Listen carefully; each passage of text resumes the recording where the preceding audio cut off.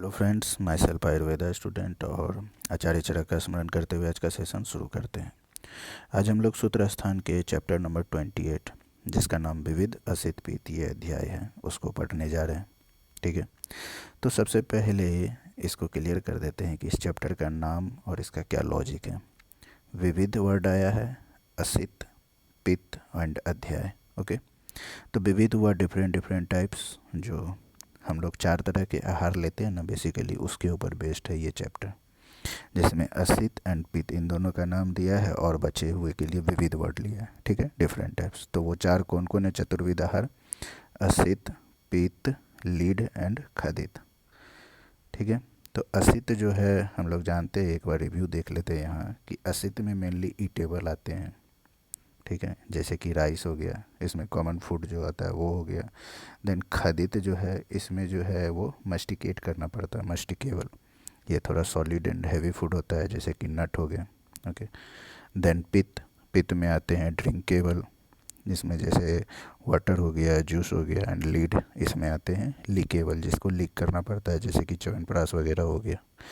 तो ये chapter basically based इस पर है कि ये 4 तरह के आहार जो हैं, इनको यदि हम हितकर ले, होलसम ले, तो हमारा हेल्थ मेंटेन रहेगा। और यदि यही आहार अहितकर ले लेते हैं तो हमें विकार होगा, डिजीज होगा, तो हमारे शरीर में होगा, शरीर की धातुओं में विकार होगा, इंद्रिय में विकार होगा। तो उनको अब पढ़ते हैं सबसे पहले कि जो ये अहितकर आहार लो, ये चतुर्विध आहार जो है, यदि अहितकर ले रहे हैं तो धातुओं में किस तरह का विकार होते हैं, उससे स्टार्ट करते हैं। तो टोटल जो है 7 धातु हैं, तो एक एक करके सभी धातुओं का प्रदोषज विकार देखते हैं। तो सबसे पहला जो है हमारा रस धातु। तो रस प्रदोषज विकार में जो है, ऐसे तो श्लोका में ऑलमोस्ट 16 और 17 डिजीज़ दिए हैं, लेकिन यहाँ कुछ डिजीज हैं, उनके बारे में देखते हैं। तो रस प्रदोषज विकार में सबसे पहले ज्वर, फीवर आया। देन तमह मीन्स अंधेरा छा जाना। देन पांडु एनीमिया, क्लेबिय इम्पोटेंसी, अग्नि का नाश।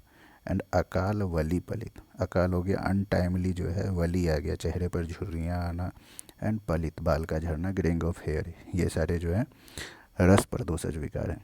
ओके, इसके साथ साथ कुछ और पॉइंट यहीं देख लेते हैं, जैसे कि पांडु है और कामला हम लोग एक साथ पढ़ते हैं, लेकिन पांडु जो है रस प्रदोषज है, जबकि कामला जो है रक्त का विकार है। ओके, एंड वर्ड तमह यहाँ आया है। जब मज्जा प्रदोषज विकार पढ़ेंगे तो वहाँ पे दर्शनम तमशः वर्ड आएगा। एंड तम से और 2 पॉइंट है कि तम जो है वातज नानात्मज विकार में आता है, तमह प्रवेश जो है वो पित्तज नानात्मज विकार में आता है। ठीक है, रस विकार में जो है इनके अलावा और भी है कुछ, जैसे है अश्रद्धा, अरुचि, आस्य वैरस्यता, और असज्ञता, हृल्लास, गौरव, तंद्रा, अंगमर्द, श्रोतस अवरोध, अंगसाद, अंग क्रिस्ता। ऐसे रस प्रदोषज विकार ये सब बताए हैं। इसके बाद जो है रक्त धातु का देखते हैं प्रदोषज विकार। तो रक्त विकार में कौन सब आते हैं, तो उसमें सबसे पहले आप ये रक्त पित्त, रक्त प्रदर, ये तो याद ही हो जाएगा। कामला जो है अभी हम देखे हैं, पांडु जो है रस विकार में और कामला जो है रक्त विकार में। देन स्वित्र, स्वित्र क्या हो गया? सफ़ेद कुष्ठ। देन गुल्म, गुल्म में जो रक्तज गुल्म आते हैं तो वो हो गए। देन आफ्टर विद्रधि। एंड एट लास्ट जो है ये त्वक विकार, जो स्किन डिजीज बहुत सारे होते हैं, जैसे कुष्ठ हो गए, विसर्प हो गए, पीडिका हो गया, तिलकालक, कोट, रक्तमंडल, ये सब रक्त विकार में आते हैं। इसके अलावा जो है मुखपाक, मेढ्रपाक, ये सब भी जो है रक्त विकार में आते हैं। यहाँ पर जो इंद्रलुप्त, अंगमर्द, ये जो है बेसिकली ये आचार्य सुश्रुत का दिया हुआ है, इसीलिए यहाँ थोड़ा अलग से लिखा हुआ है, ये चरक का नहीं है। देन मांसज विकार जो है, इसमें आप जो है गलगंड ऐसे करके वर्ड से जो 4-5 हो जाएगा। गलगंड हो गया, गंडमाला, गलसुंडी, गलसालुक। ओके, इसके बाद जो है अर्बुद है, जो ट्यूमर जैसा होता है। अलजी है, उपजीविका है, और मांस से एक और वर्ड याद रह जाएगा, अधिमांस। ठीक है, तो इस तरह टोटल 9 या 10 जो है मांसज विकार के बारे में बताया गया। इसके बाद जो है मेदज जो विकार हो गया, मेद में विकार हो गया, उसमें जो है बताया कि अष्टनिंदित पुरुष, जो अष्टनिंदित अध्याय में बताया गया, जिसमें अति दीर्घ आता है, अति ह्रस्व आता है, देन अति लोम, अलोम, देन अति कृष्ण, अति गौर, अति स्थूल एंड अति कृष्ण। यानी कि बहुत ही बड़ा, बहुत छोटा, शरीर पे बहुत ज़्यादा बाल होना चाहिए, या फिर बहुत कम बाल हो, बहुत ज़्यादा ब्लैकिश कलर का, बहुत ज़्यादा वाइट कलर का, मीन्स गोर हो, वाइट नहीं। देन बहुत ही ज़्यादा मोटा हो, बहुत ज़्यादा पतला हो। तो ये 8 जो है निंदित पुरुष हैं, तो ये सभी मेदज विकार में आते हैं। इसके अलावा जो मेदज विकार हैं उनमें आ गया प्रमेह का पूर्व रूप। तो प्रमेह के पूर्व रूप में कुछ कुछ जैसे कि जटिली भावाम के सेंसु, यानी उसके बाल में जो है जटा लग जाता है, या माधुर्य हास्य, मुख में जो है मीठा मीठा स्वाद आते रहता है। देन कर्पादियो सुप्तता दाहो, मीन्स हाथ पैर इन सब में नमनेस, बर्निंग सेंसेशन ये होता है। या फिर षटपथ पिपलिका अभिष्ट, शरीर मूत्र अभिशरणम, यानी कि उसके जो बॉडी पर, उसके यूरिन पे, मूत्र पे ये जो है चींटी वगैरह जो वो आती है, क्योंकि ये मधुर रस का होता है। तो ये सारा पूर्व रूप जो है ये सभी के सभी मेदज विकार में आ जाएंगे। ओके, देन अस्थि पर आते हैं। तो अस्थि का जो विकार है इसमें आया है, इसको याद करने के लिए ऐसे याद रखिए कि दंत और अस्थि इन दोनों को एक साथ लेना है, ठीक है। तो दोनों में आएगा अब अधिक, यानी कि दांत भी ज़्यादा हो गया, अस्थि भी, तो अधिदंतश्च अधि अस्थि। देन सूल, तो अस्थि सूल दंत सूल। भेद में भी अस्थि भेद दंत भेद। देन विवर्णता, डिस्कलरेशन जो हो गया, अस्थि एंड दंत दोनों में विवर्णता। इसके अलावा जो है केस, लोम, नख, श्रमसु मीन्स दाढ़ी, इन सभी का भी जो विकार होगा, इन सभी का जो डिजीज होगा वो भी अस्थि की वजह से। तो यहाँ पे आप केस देख रहे हैं, बाल, तो यहाँ पर ये भी अब थोड़ा फोकस करने वाली बात है कि किसी पर्सन को बाल्डनेस वगैरह का प्रॉब्लम है तो स्किन का, हेयर का ट्रीटमेंट के साथ साथ थोड़ा बहुत अस्थि का भी ट्रीटमेंट करना वहाँ पे बेनिफिशियल होगा। नेक्स्ट है मज्जा प्रदोषज विकार। तो इसमें सबसे पहले एक पॉइंट तो क्लियर कर लेते हैं, दर्शनम तमसा। अभी जो रस वाले में हमने पढ़ा था उसमें क्या है, तमा वर्ड आया था, और इसमें दर्शनम तमसा मीन्स आँख के आगे जो है अंधेरा छा जाना, ये हो गया। इसके अलावा क्या याद रखना है, तो जॉइंट से, यानी जो पर्व वाला रीजन है, पर्व दो जगह है ना, तो जो जॉइंट्स है वहाँ पे क्या होगा, एक रुक होगा, वेदना होगा, एंड दूसरा होगा कि अरुषाम स्थूल मूला नाम पर्वजना नाम चौदर्शनम, यानी कि जो है जो जो पर्व है, जो जॉइंट है यहाँ पे स्थूल मूल वाला, यानी कि जो पिंपल्स होगा, अरुस हो गया मेनली फुंसी पिंपल्स के बारे में, तो उसका जो मूल होगा ना वो बड़ा होगा, वैसा फुंसी वगैरह वहाँ पे दिखाई देगा। इसके अलावा क्या होगा, भ्रम होगा एंड मूर्छा होगा। ये हो गए मज्जा दोषज विकार। नेक्स्ट शुक्र दोष में विकार को देखते हैं। तो शुक्र दोष में विकार होने से एक चीज़ तो पहले ही आ जाएगा दिमाग में कि क्लेब्यता, इम्पोटेंसी आ जाएगी, ठीक है। बट इन केस यदि वो संतान उसको हो भी गया तो उस संतान के बारे में बता रहे कि वो संतान क्लीब्य हो जाएगा, नपुंसक हो जाएगा, या फिर वो अल्पायु होगा, यानी रोगी रहेगा वो हमेशा, साथ साथ विरूप होगा, यानी कि कुरूप होगा, अच्छा अगली फेस वाला होगा। ओके, देन गर्भ पतति प्रस्रव्यति, यानी कि जो गर्भ का पातन हो जाएगा, गर्भपात हो जाएगा, या गर्भ का स्राव हो जाएगा, अबॉर्शन हो जाएगा, ठीक है। और क्या होगा कि शुक्रम ही दुष्टम शापत्यम सदारम बाधते नरम, यानी कि जो वो नर है जिसको शुक्रज विकार है, क्लेबिता आ चुका है, उस नर में, उसके स्त्री में, उसके संतान में क्या होगा, शुक्र दुष्ट होने की वजह से बाधा पहुँचेगा, प्रॉब्लम आएगा। तो ये तो शुक्रज तक तो हो गए 7 धातु प्रदोषज विकार। उसके बाद जो है नेक्स्ट जो है कि सीरा, स्नायु, कंडरा, इन सभी में यदि विकार हो रहा है, यानी कि इन सभी में कोई भी दोष आकर के दुष्टि कर रहा है, विषेट कर रहा है, तब कौन कौन से विकार होंगे। उनमें कुछ कुछ है, जैसे कि स्तंभ हो गया, यानी कि स्टिफनेस, संकोच हो गया, कॉन्ट्रैक्शन, खल्ली, स्फुरन, सुप्ति, ग्रंथि, ये सब चीज़ हो जाएंगे। सीरा का जो है जनरल कोरिलेशन जो वेसल्स से है, स्नायु का लिगामेंट से, कंडरा का टेंडन से है। तो इन सभी के बारे में बता रहा है कि ये सब थोड़ा स्टिफ कॉन्ट्रैक्ट हो जाएगा, नमनेस हो जाएगा, ग्रैंडुलर स्ट्रक्चर इस समय बन जाएगा। तो वो होगा तब जब इसमें ये सारे दोषों का विश्लेषण होगा। इसके बाद जो है इंद्रिय प्रदोषज विकार को देखते हैं। तो इंद्रिय जो होते हैं उसमें यदि ये सारे दोष, वात पित्त कफ जो भी दोष हैं वो आ जाएंगे, ठीक है, तो क्या करेंगे, कैसा विकार लाएंगे। तो वो क्या करेंगे, या तो उपताप कर देंगे, उस इंद्रिय में विकृति ला देंगे, डिफॉर्मिटी ला देंगे, या फिर उपघात कर देंगे, उसका नाश कर देंगे। इसके बाद एक मल प्रदोषज विकार भी रह गया। तो मल में जो मूत्र, पुरी, स्वेद, ये बेसिकली ये 3 मल आते हैं। तो उनमें फिर यदि यही दोष वगैरह आकर के विसिट करेंगे तो जो विकार होंगे उसमें आ गया भेदन, मल को भेद करेगा या फिर उसको ड्राई कर देगा, शोषण, या फिर उसको प्रदूषण हो जाएगा, या फिर संग उसको रोक देगा मल को, और उत्सर्ग कभी बहुत ही ज़्यादा निकाल देगा। तो ये सारे विकार इसमें आ जाएंगे।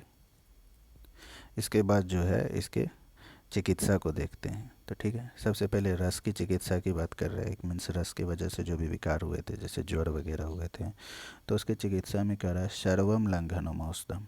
जितने भी तरह के लंघन होते हैं, जो 9-10 प्रकार के लंघन होते हैं, वो बेस्ट है इसके लिए, रस के लिए। ठीक है, वो कराना ही इसका बेस्ट ट्रीटमेंट है। देन रक्त के बारे में जो है, जब चैप्टर नंबर 24 विधि सुनीति अध्याय पढ़ेंगे वहाँ पे हो जाएगा क्लियर, वहीं पे दिया गया है। मांस की चिकित्सा में क्या बता रहा है कि समशुद्धि, शस्त्र, क्षार, अग्निकर्म। जो शस्त्र कर्म, क्षार कर्म, अग्निकर्म है, तो मांस में जो भी विकार हैं उसके ट्रीटमेंट के लिए वो बेस्ट माना जाता है। साथ साथ जो संशुद्धि होते हैं, जो वमन, विरेचन, ये सब होते हैं ना, वो भी उसके लिए अच्छा ट्रीटमेंट है। देन फिर मेदज रोग का चिकित्सा जो है अष्टोनिंदितीय अध्याय जो है वो पढ़ेंगे, तो उसमें क्लियर हो जाएगा। इसके बाद जो है अस्थि का देखते हैं। तो अस्थि में मेनली जो है पंचकर्म बताया गया है। पंचकर्म बेस्ड है अस्थि में, जो भी रोग है उसका ट्रीटमेंट करने के लिए। और पंचकर्म में भी जो है बस्ती का स्पेशली बताया गया, वो करना।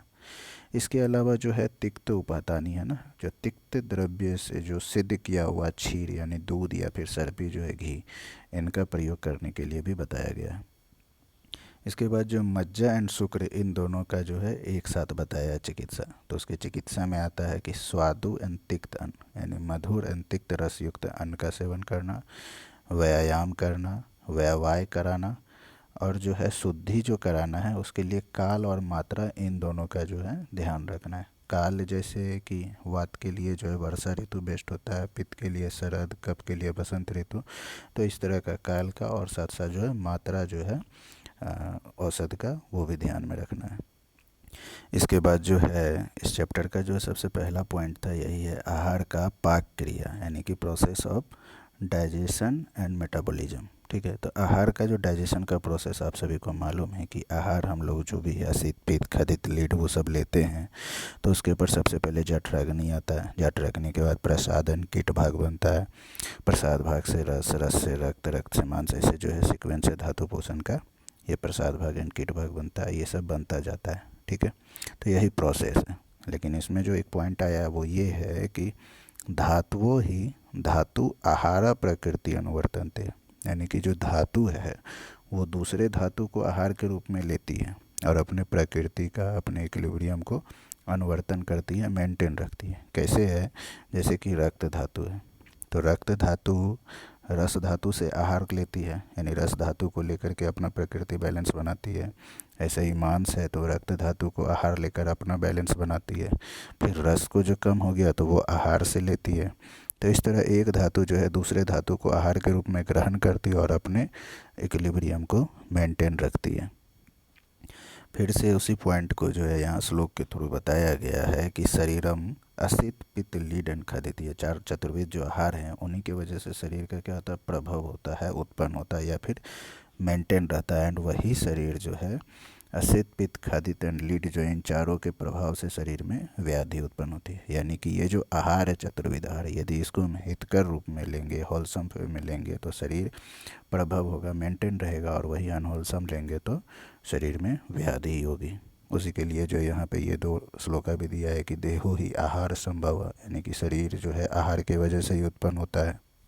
ठीक है, देह जो है शरीर है वो आहार से ही संभव होता है। और साथ साथ आहार संभवम वस्तु रोगांश आहार संभव, यानी कि जो शरीर की जो धातुएं हैं और रोग दोनों आहार से उत्पन्न होती है। ठीक है, रोग साथ साथ जो है वस्तु, धातु वगैरह जो है वो दोनों का दोनों आहार से ही उत्पन्न होती है। इसीलिए कहा गया है कि जो हमें खाने पीने में जो है आहार को खास करके ध्यान में लेना चाहिए। हितकर आहार का सेवन करना चाहिए और अहितकर आहार का त्याग करना चाहिए, चाहे वो स्वाद में अच्छा लगे या बुरा लगे। हमें जो है हमेशा हितकर आहार का सेवन करना चाहिए। क्यों? क्योंकि जो है शरीर जो है उत्पन्न मेनली मेंटेन जो है ना, वो आहार से ही है, और जो रोग वगैरह भी जो वो आहार की वजह से, ये गलत आहार की वजह से होते हैं।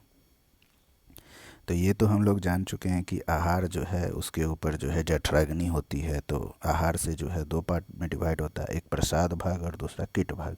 ठीक है, कीट या मल भाग। तो जो आहार पे प्रसाद भाग बनता है उससे क्या क्या बनता है वो देखते हैं। तो सबसे पहले सप्त धातु जो रस रक्त मांस मेद अस्थि मज्जा शुक्र है वो बने। उसके बाद ओज, देन पंच इंद्रिय जो द्रव्य हैं वो बनते हैं, पांचों ज्ञान इंद्रिय के जो द्रव्य हैं वो। देन शरीर का जो संधि है, बंधन है, इन सभी के लिए जो कंडरा सिरा वगैरह वो। देन पिच्छा, पिच्छा यहाँ कला के लिए आया है। इन सभी अवयवों की जो है पुष्टि जो है, नरिशमेंट होती है, ये प्रसाद भाग से होता है। एंड जो किट भाग है, जो मल भाग है, उससे क्या क्या बनता है। तो सबसे पहले ये तीन दोष, वात पित्त कफ। देन तीन मल, स्वेद मूत्र एंड पुरीस। देन आफ्टर जो मल जो होते हैं शरीर के और भी बॉडी पार्ट्स, जैसे हो गए कर्ण हो गए, ईयर वाला पोर्शन। देन अक्षी, आई हो गया। इसके अलावा नाक हो गया, मुख हो गया, रोमकूप हो गया। देन जनन इंद्रिय रिप्रोडक्टिव ऑर्गन जो है उसका जो मल है, तो ये सारे मल। देन केस, श्रमशु मीन्स दाढ़ी। देन लोम, नख, इन सभी अवयवों की पुष्टि जो है ये कीट भाग से होती है। यहाँ तो हम लोग ये जान चुके हैं अब तक कि हितकर आहार खाने से जो आदमी निरोग रहेगा और अहितकर आहार खाने से विकार होगा, लेकिन ये हमेशा होता नहीं है। कई बार ऐसा होता है कि लोग हितकर आहार भी खाते हैं फिर भी जो उनको डिजीज हो जाता है, और अहितकर आहार खाने में भी डिजीज नहीं होता है। ठीक है, उसके लिए बहुत सारे फैक्टर हैं, इनमें से दो तीन फैक्टर मैं यहाँ दे रहा हूँ। एक फैक्टर ये है कि जो पर्सन हितकर आहार खा भी रहा है लेकिन फिर भी उन्हें डिजीज हो जा रहा है, तो वो उसके पीछे ये जो है काल, प्रज्ञा, अपराध और असात्म्य इंद्रिय का उसके अर्थ के साथ संयोग, जो चैप्टर 1 में आप लोग देख चुके हैं, ये एक रीज़न है।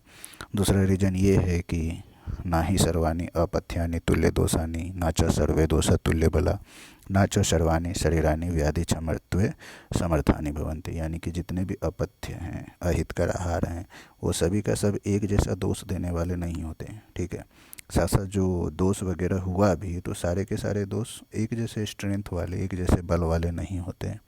और थर्ड पॉइंट ये है कि सारे के सारे शरीर जो हैं व्याधि क्षमत्व करने में, यानी कि डिजीज़ को जो टॉलरेट करने में इक्वल कैपेबल नहीं होते हैं। तो अलग अलग फैक्टर है।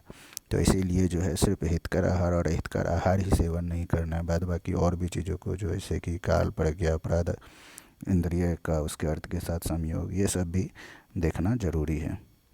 इसके बाद अब ये देखते हैं कि जो दोष वगैरह हैं वो कोष्ठ से शाखा कैसे जाते हैं और शाखा से कोष्ठ में वापस कैसे आते हैं। जैसे कि ये कोष्ठ वाला रीजन हुआ सेंटर परसेंट, तो यहाँ से शाखा में कैसे जाते हैं और फिर जो है वापस शाखा से कोष्ठ में कैसे आते हैं। उनके पीछे 4-5 कारण दिया है। जैसे कि कोष्ठ में है और वहाँ से यदि शाखा में जा रहे हैं तो उसके लिए 4 कारण दिए हैं। वो क्या क्या हैं?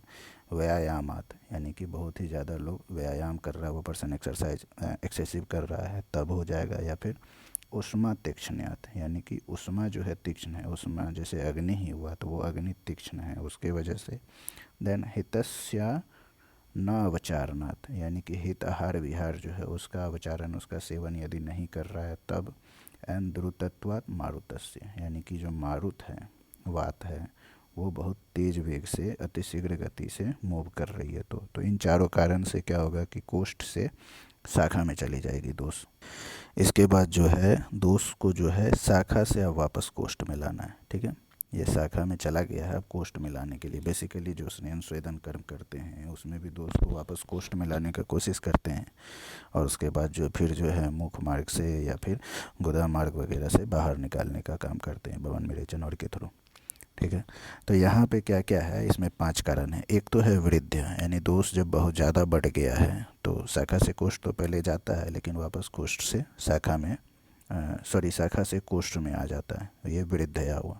देन विष्यंदात, अविष्यंद्र होता है तो क्या मतलब हुआ कि ब्लॉकेज, स्रोतस को रोकने वाला काम करता है। विष्यंद का मतलब होता है यहाँ पे फ्लो, बहने वाला, तो बहने का स्वभाव हो गया तो भी शाखा से कोष्ठ में आ जाएगा। देन पाकात, जो दोष का पाक हो जाता है तब ये होगा। एंड स्रोतो मुख विशोधनात्, मेनली स्वेदन और में जो है स्रोतस का जो मुख विशोधन ही करते हैं ना, मुख जो चैनल से जो ऑब्स्ट्रक्ट हो गया रहता है उसको खोलते हैं। तो यदि ये खुल गया है चैनल तो वापस जो है शाखा से कोष्ठ में आ जाएगा। एंड लास्ट है वायु का निग्रह हो गया, तो इन सभी के वजह से दोष क्या हो गया, अब शाखा से कोष्ठ में आ गया। इसके बाद जो है परीक्षक के जो टोटल 9 गुण होते हैं उनके बारे में देखते हैं। उनमें है एक श्रुतम, यानी कि श्रुति सुनने वाला गुण, या फिर शास्त्र का अभ्यास जो भी कहें वो। देन बुद्धि, बुद्धि यहाँ पे जो है मेनली ये है कि वो जो है सही गलत इन सभी को डिस्क्रिमिनेट कर सके, इतना बुद्धि तो होना चाहिए। जो डिजीज का फैक्टर है, जो कॉजेटिव फैक्टर, उन सभी को समझ सके। देन है स्मृति, मेमोरी पावर होना चाहिए। देन दाक्ष्य मीन्स निपुण होना चाहिए अपने काम में। देन धृति मीन्स धारण करना हो गया। हित निषेवन, जो हित आहार विहार इन सब का खुद भी वो सेवन करता हो। वाग विशुद्धि, वाग विशुद्धि हो गया मीन्स उसकी वाणी शुद्ध हो, ऐसा नहीं कि गाली गलौज से बात करे या गलत शब्दों का इस्तेमाल करे। देन समो मीन्स शांत स्वभाव का हो। एंड धैर्य मीन्स पेशेंस, धीरता हो। तो ये सारे के सारे जो टोटल 9 हैं ये परीक्षक के गुण हो गए। इसी तरह यहाँ पे कुछ जलपक के गुण हैं, वैसे तो इस चैप्टर में नहीं दिया है। श्रुतम, विज्ञानम, धारणम 3 हैं, 2 और होते हैं। So in this way this chapter comes to an end. I hope this video will be helpful for you and request है कि आप प्लीज़ जो है अपने टेक्स्ट बुक को ज़रूर पढ़ें। ये वीडियो मेनली जो है आपके रिवीजन पर्पस या फिर या मिनिमम जो है इस चैप्टर के लिए जो नॉलेज है उसके लिए बनाया गया है, सो दैट कि आपको ज़्यादा से ज़्यादा नॉलेज मिले और कम टाइम में आप कवर कर सके। लेकिन और अच्छा कंसेप्ट बनाना है तो आपको बुक एक बार देखना ज़रूरी है। And thanks for watching, have a nice day.